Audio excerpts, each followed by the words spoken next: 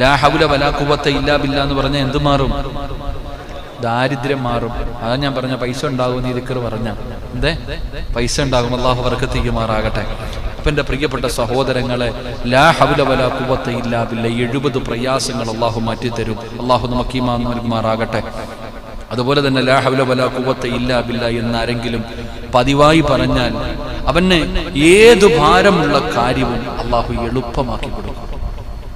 മഹാനായ മഹാനവറുകൾ പറയുന്നു, മഹാനായ ശൈഖുൽ ഇസ്ലാം മഹാൻ ഇബ്നു ഖയ്യിം തങ്ങൾ പറയാണ്, ആരെങ്കിലും ഒരു മനുഷ്യൻ ലാ ഹൗല വലാ ഖുവത ഇല്ലാ ബില്ലാ എന്ന് പറഞ്ഞാൽ ഏത് ഭാരമുള്ള കാര്യം, നീ വലിയ പ്രയാസമെന്ന് പറയുന്ന കാര്യം, നീ വലിയ പ്രയാസമാണ് എന്ന് കരുതുന്ന ഏത് കാര്യവും അള്ളാഹു അത് നിനക്ക് എളുപ്പമാക്കി തരും. 2, എല്ലാവിധ ഭീതിയും അവൻ എല്ലാം നിന്റെ ഭയം അള്ളാഹു മാറ്റിത്തരും. പേടി അല്ലെ? ഏത് കാര്യത്തിന് പോകുമ്പോഴും നമുക്ക് പേടിയാ ഇല്ലെന്നെ? ഏത് കാര്യത്തിന് പോകുമ്പോഴും നമുക്ക് വല്ലാത്ത പേടി. അള്ളാഹു എല്ലാം മാറ്റി തരുമാറാകട്ടെ. എന്റെ പ്രിയ